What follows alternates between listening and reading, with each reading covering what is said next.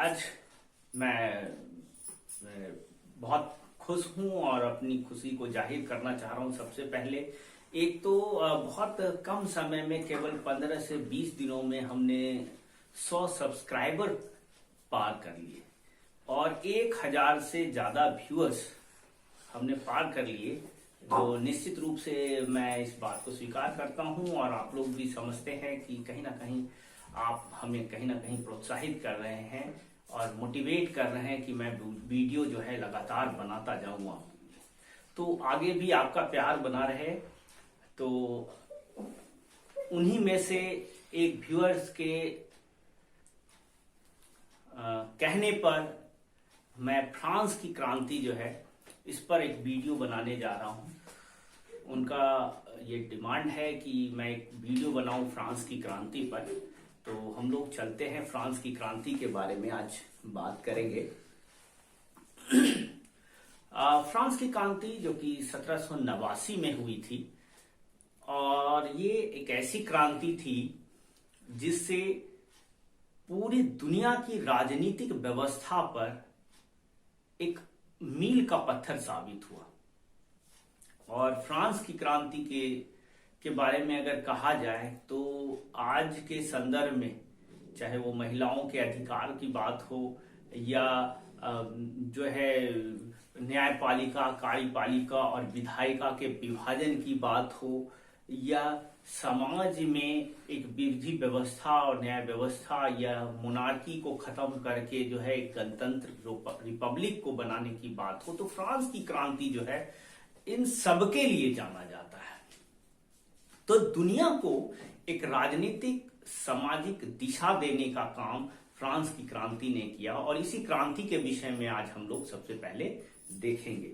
तो इस क्रांति के संदर्भ में अगर जब हम लोग इस क्रांति के बारे में बात करते हैं, फ्रांस की क्रांति के बारे में बात करते हैं, तो हम लोग सबसे पहले ये देखते हैं कि समाज में कैसी व्यवस्था थी फ्रांस में, या यूं कहें कि फ्रांस की सामाजिक व्यवस्था कैसी थी।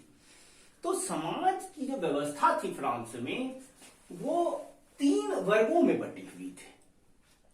3 वर्गों में प्रथम स्टेट था पादरी वर्ग का, द्वितीय स्टेट था कुलीन वर्ग का और तृतीय स्टेट था जो बड़े व्यापारी थे, अदालत में काम करने वाले लोग थे, कर्मचारी थे, विदेशों से आयात निर्यात का काम करने वाला नया वर्ग बना था, शिक्षित वर्ग था।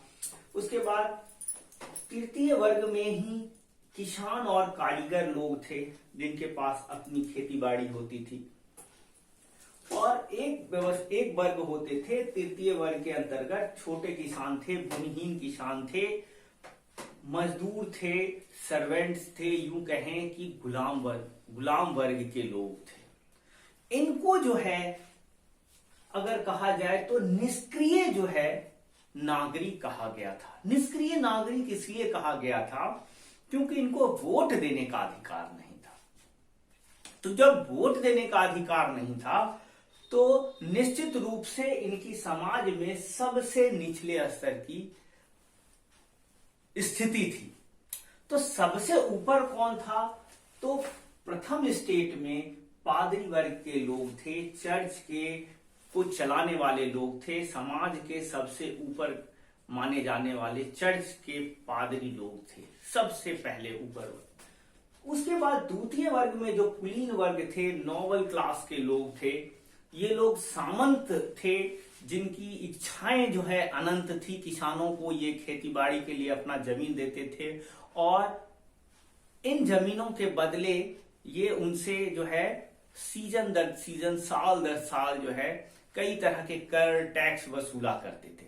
अगर आप एनसीईआरटी की एक पिक्चर को देखेंगे, उस पिक्चर में ये दिखाते हैं कि एक सामंत जो है हैट लगा के एक बहुत ही आराम से पोजीशन पे बैठा हुआ है और एक किसान जो है उनको खाने पीने की चीजें, मवेशी, अनाज, सारा कुछ उनको कर के रूप में देना चाहते हैं।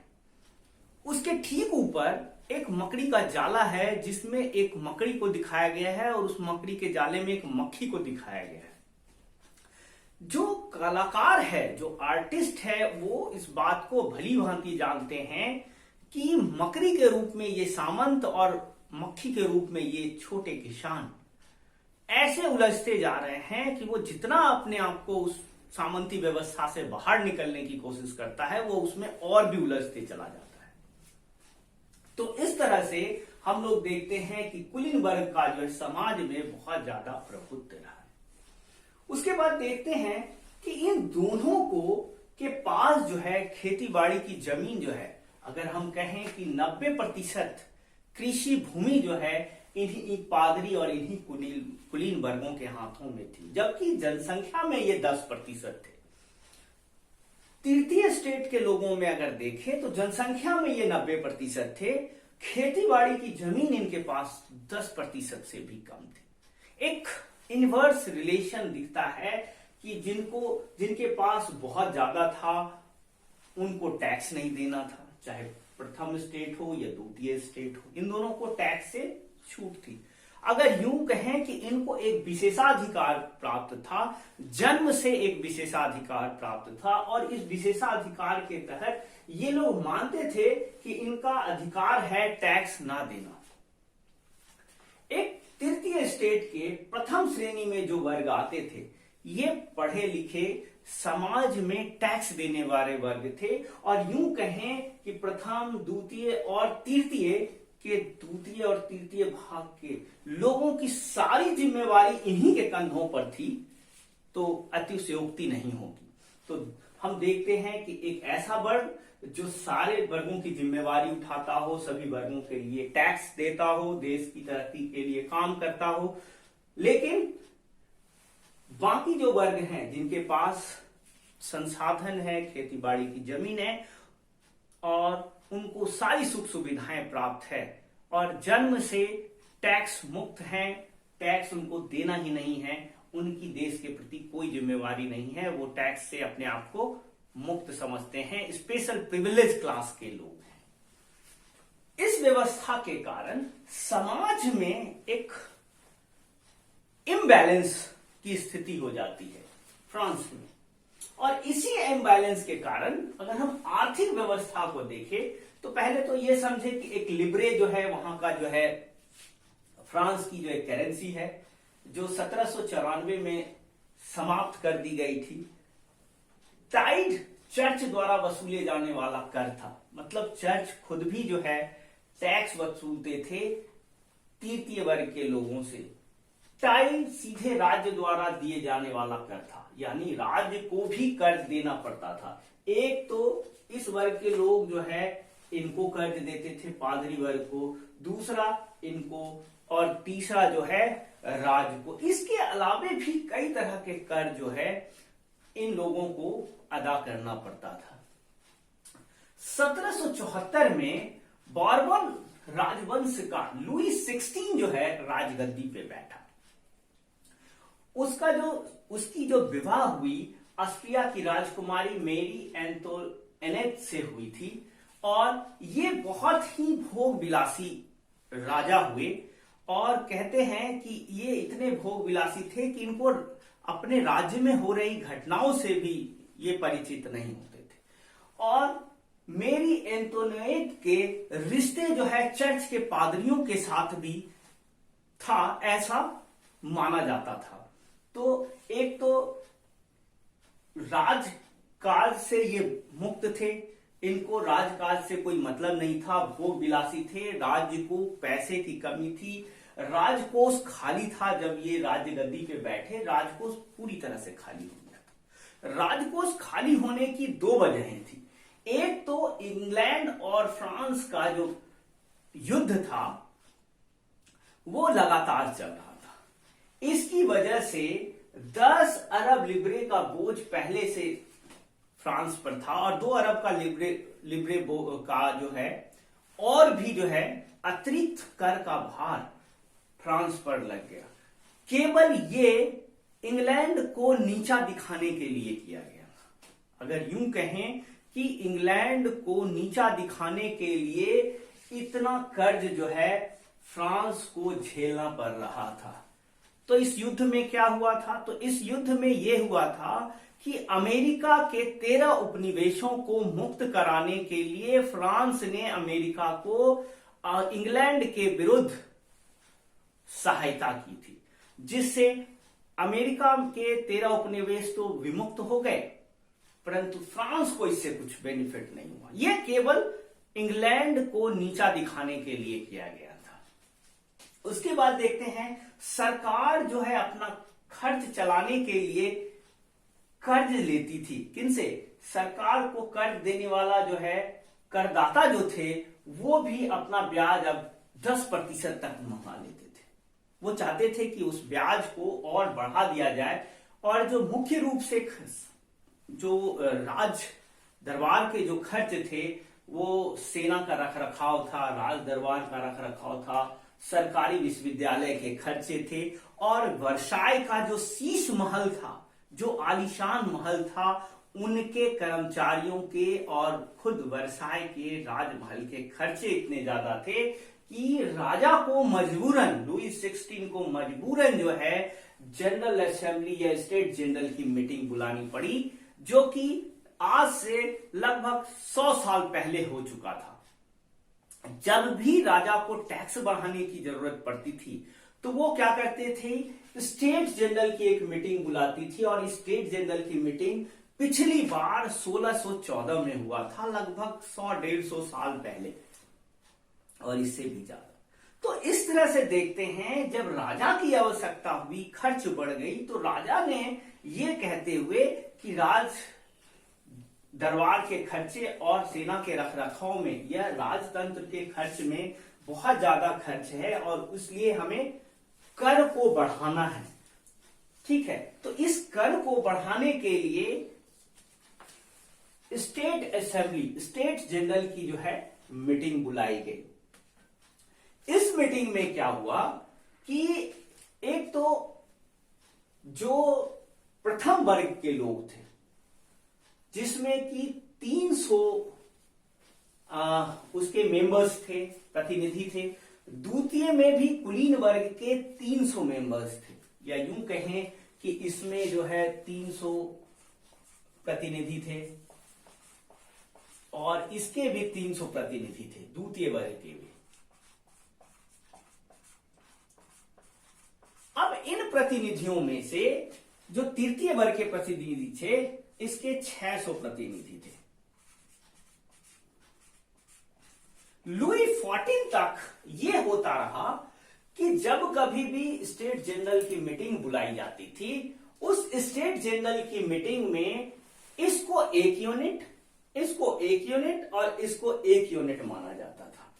लेकिन हम लोग देखते हैं कि मॉन्टेस्क्यू और रूसो जैसे दार्शनिकों के विचारों ने, जैसे रूसो ने एक बुक लिखी थी the spirit of the laws, जिसमें कि विधायिका, कार्यपालिका और न्यायपालिका को एक सेंट्रलाइज व्यवस्था से हटाकर ये 3 व्यवस्थाओं में बांट दिया गया, या यूं कहें कि राजा अपनी मनमर्जी से, किंग जो है हर कुछ अपने मनमर्जी से नहीं करके वो क्या करेगा, अपना लेजिस्लेचर बनाएगा, एक जो है एग्जीक्यूटिव बनाएगा, और एक जो है एक लेजिस्लेचर बनाएगा, एग्जीक्यूटिव बनाएगा, और एक न्यायपालिका, एक जुडिशियरी बनाएगा।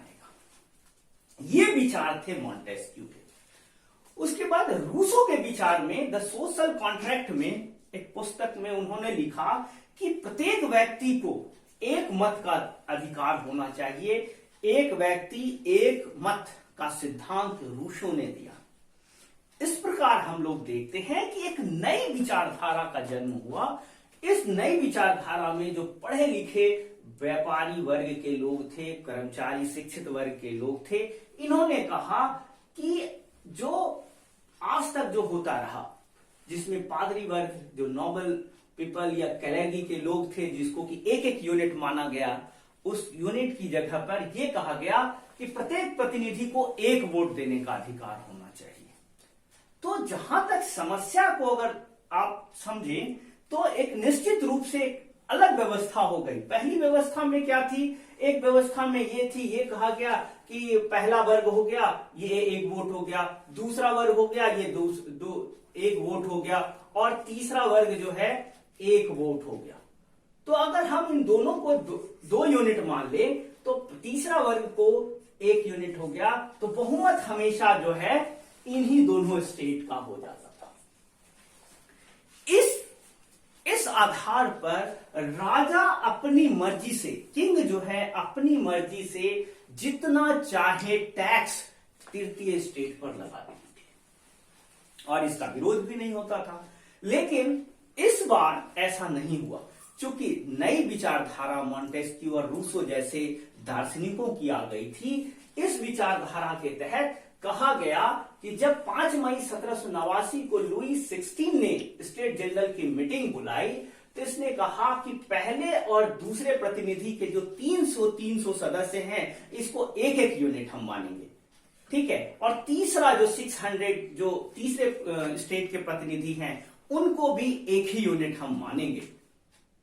इससे समस्या बढ़ गई। इस तीसरे यूनिट के लोगों ने, तीसरे स्टेट के लोगों ने साफ कहा कि प्रति व्यक्ति 1 मत देने का अधिकार होगा और इसके तहत जो है वोटिंग होगी। तो इस विचारधारा से राजा को पता था कि अगर ऐसा होता है तो 300 + 300 इक्वल टू थर्ड स्टेट के लोग 600, तो निश्चित रूप से बहुमत जो है तृतीय वर्ग का हो जाएगा और वो कहीं से भी टैक्स को नहीं बढ़ा पाएंगे।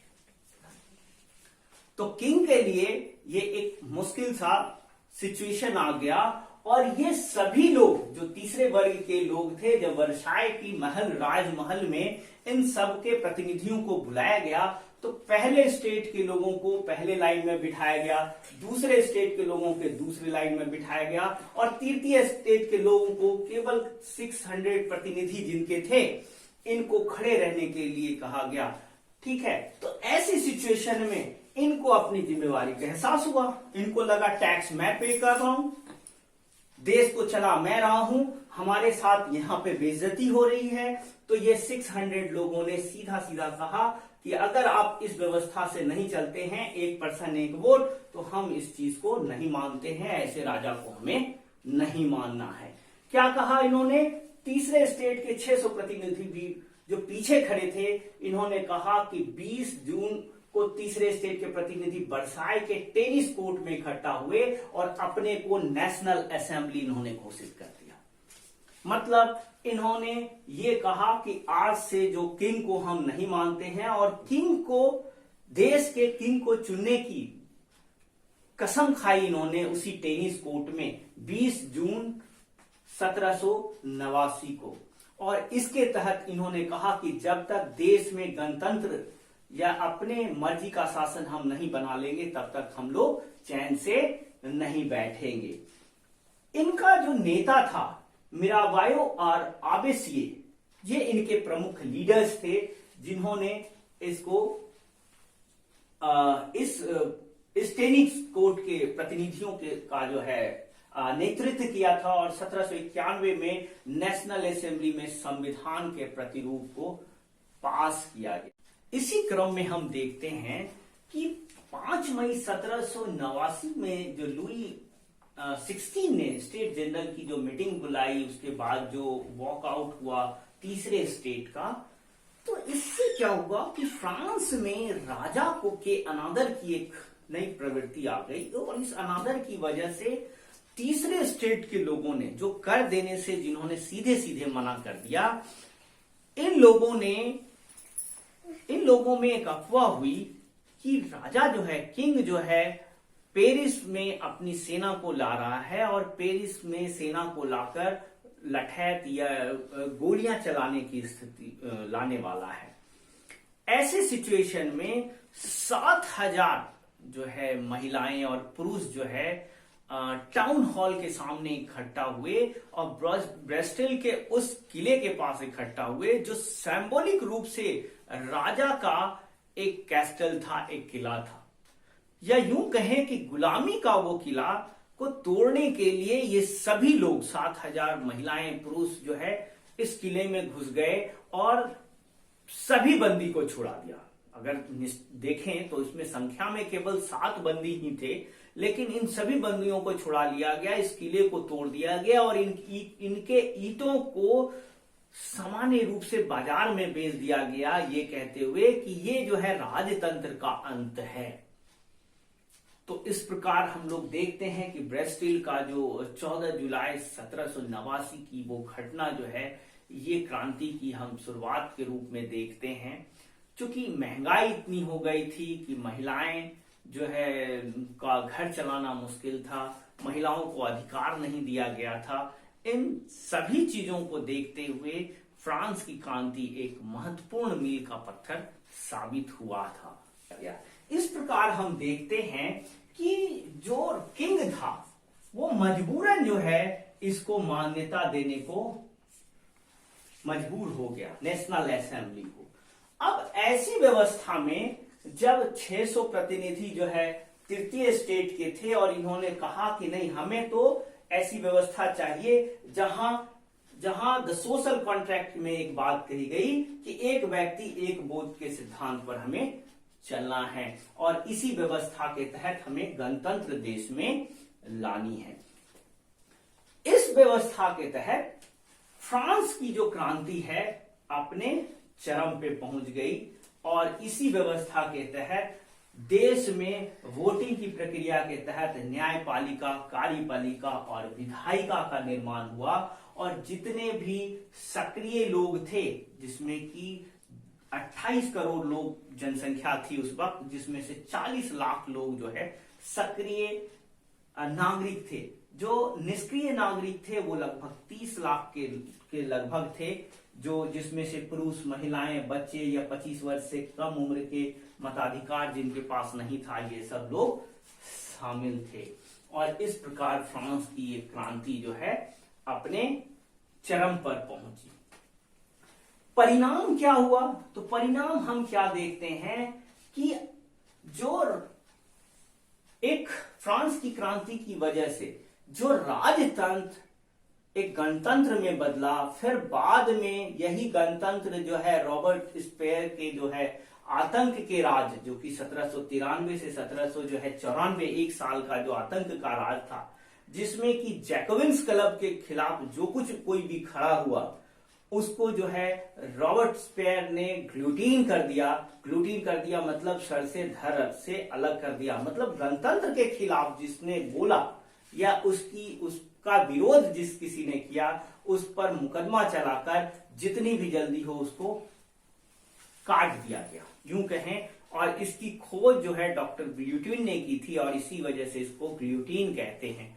ये एक ऐसा हथियार था जिसमें कि गले को रखने की एक जगह होती थी, ऊपर जो एक गड़ासी होती थी जो कि ऊपर गिरने के बाद जो है धड़ से अलग हो जाती थी। तो रॉबर्ट स्पेयर के सिद्धांत के बाद ये जो है एक आतंक का राज हो गया और इस व्यवस्था को देखते हुए रॉबर्ट स्पेयर को भी, क्योंकि वो भी कई सारे विरोधियों को उन्होंने गिलोटिन करवाया था, उनका भी जो है गिलोटिन करवा दिया गया और बाद में वो भी मार दिए गए। उसके बाद हम लोग देखते हैं कि नेपोलियन बोनापार्ट का जो है समय आता है। इसमें क्या है कि जो डायरेक्टरी की शासन व्यवस्था शुरू हो गई। एक तरफ जो राजतंत्र था, फिर उसको गणतंत्र में, और फिर गणतंत्र जो है फिर से डायरेक्टरी के शासन के तहत हो गया और नेपोलियन ने अपनी सारी पावर को जो है अपने हाथों में समेट लिया और इस प्रकार फिर से जो है नेपोलियन के राजतंत्र की स्थिति हो गई और डायरेक्टरी का जो है शासन फिर से शुरू हो गया। इस व्यवस्था के तहत महिलाओं के अधिकार या महिलाओं से संबंधित संविधान का निर्माण सबसे पहले फ्रांस में हुआ। उसके बाद जो दासों का प्रथा था उसका अंत पहले कर दिया गया था, लेकिन जैसे ही नेपोलियन बोनापार्ट आए, दास प्रथा का फिर से शुरुआत हो गई और फिर से अफ्रीकी निग्रो लोगों को जो है दास बनाया जाने लगा खेती के कार्यों को संपन्न कराने के लिए या खेतीबाड़ी के कामों को बढ़ाने के लिए। तो इस प्रकार से हम लोग देखते हैं कि जो व्यवस्था राजतंत्र से गणतंत्र और फिर गणतंत्र से राजतंत्र की तरफ आ गई, तो इस व्यवस्था के तहत हम लोग देखते हैं कि फ्रांस की क्रांति जो है पूरी दुनिया के लिए एक सबक बनी और इसी सबक की वजह से पूरी दुनिया में जो है राजतंत्र को खत्म करके लोकतंत्र की व्यवस्था को बढ़ावा दिया गया था। तो इस तरह से हम लोग देखते हैं कि फ्रांस की क्रांति जो है कैसे अपनी चरम पर आई और इसके क्या परिणाम हुए। धन्यवाद।